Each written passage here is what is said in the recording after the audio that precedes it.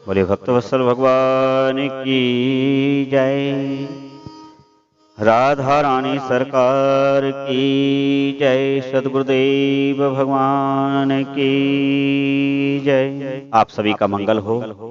परात्पर अखिलेश्वर परमात्मा कृष्ण आप सबका मंगल करें। बृहत कल्प की कथा है। एक समय की बात है। धर्ममूर्ति नामक एक प्रभावशाली राजा थे। इनमें कुछ अलौकिक शक्तियां थीं। वे इच्छा के अनुसार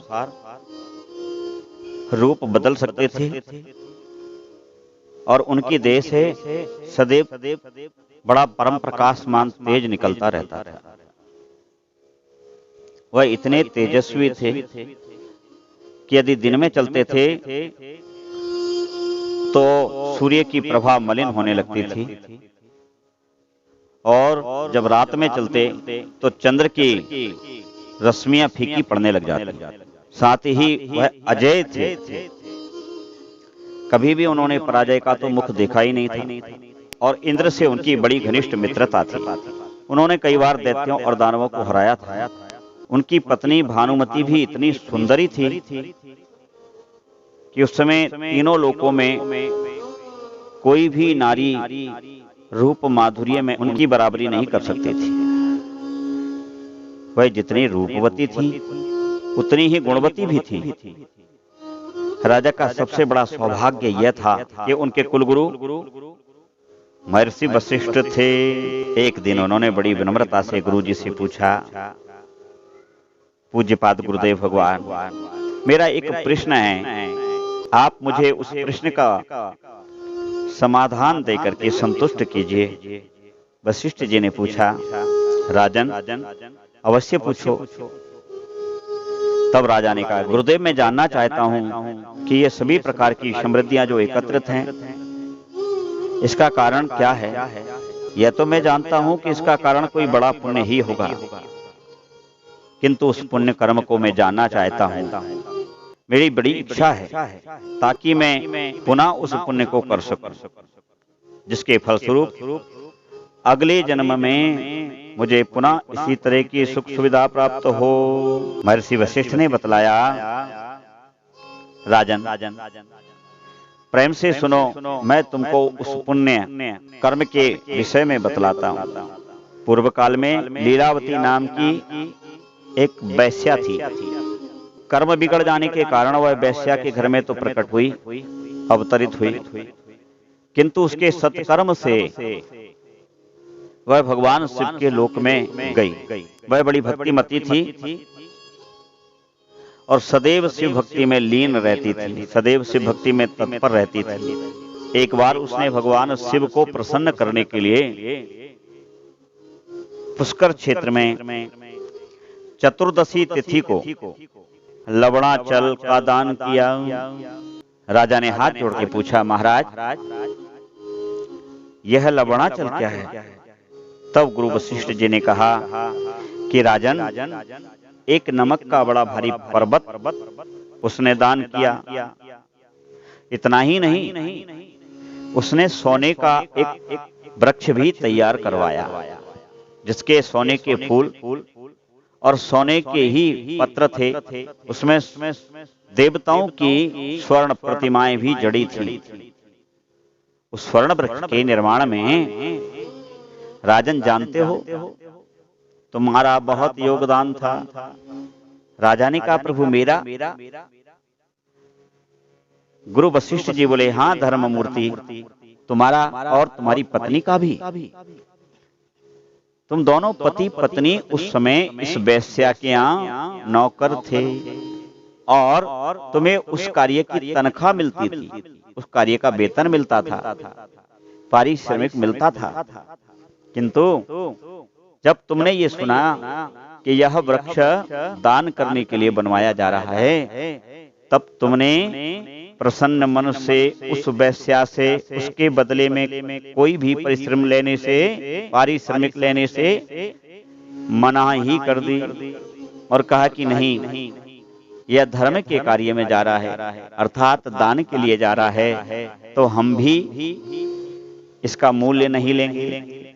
और राजन, तुमने और तुम्हारी पत्नी ने पूर्ण निष्ठा से, पूर्ण समर्पण भाव से आलस्य को त्याग करके उस धर्म कार्य में अपना तन और मन लगा दिया, और वेतन के रूप में धन भी। तुम्हारी पत्नी ने उन फूलों और मूर्तियों को तपा तपा कर भली भांति चमकाया था। तुम दोनों आज जो कुछ भी हो, आज राजा हो और तुम रूपवान हो, सभी प्रकार की संपत्तियां हैं और अजेय हो, तुम्हें अभी तक किसी ने जीता नहीं। यह उसी परिश्रम का फल है। जो धर्म के कार्य में परिश्रम करते हैं, अपना तन मन लगा देते हैं, उन्हें बड़े पुण्य की प्राप्ति होती है। राजन, उस समय तुम्हारे पास धन तो था नहीं, क्योंकि तुम स्वयं सेवक थे, किंतु सेवकाई करते हुए भी तुमने अपना तन और मन उस समय इस परिश्रम में लगाया, जिसके पुण्य प्रभाव से तुम आज यहाँ पर आकर के राजा बने हो। क्योंकि जो परोपकार में परिश्रम करता है वह अक्षुण्य पुण्य का भागी बनता है। हे राजन, जो धर्म के मार्ग में बाधा पहुंचाता है उसे रौरव नरक में जाना पड़ता है। जो किसी धर्म करते हुए प्राणी को भ्रम डाल करके उसको धर्म करने से, दान करने से रोकता है या उसकी मात्रा को कम करवा देता है, उसे रौरव नरक में पड़ना पड़ता है। किंतु हे राजन, जो धर्म के कार्यों में अपना तन और मन दान करता है उसे भगवान शिव के लोक की प्राप्ति होती है। सो तुमने भी वह समर्पण किया, तुम अक्षुण्य पुण्य के भागी बन करके आज इस फल को भोग रहे हो। और हे राजन, वह वैश्या तो तत्काल भगवान शिव के लोक को चली गई, और उस केवल श्रमदान से तुम 7 द्वीपों के अधिपति हो गए हो।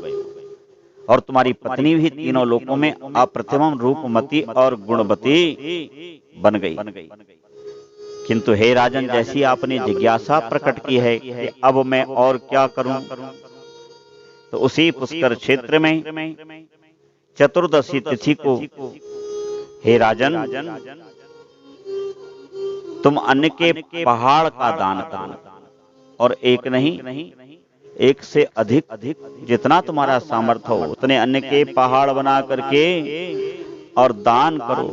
अब तुम इससे समझ लो कि केवल परिश्रम करने से, केवल श्रम दान करने से तुमको इतना पुण्य प्राप्त हुआ है। यदि तुम इस समय अन्न के पहाड़ों का दान करोगे तो हे राजन, तुम बुद्धिमान हो, स्वयं समझ सकते हो कि इससे कितना पुण्य फल प्राप्त होगा।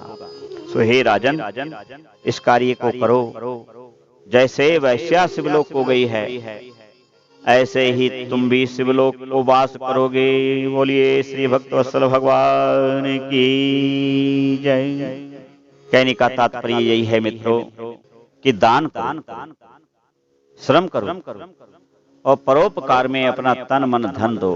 प्रगट 4 युग धर्म के कलिमहु एक प्रधान, ऐन कैन विधि दीन दान करें कल्याण। बोले भक्तवत्सल भगवान की जय। आप सबका मंगल हो। श्री राम जय राम, जय जय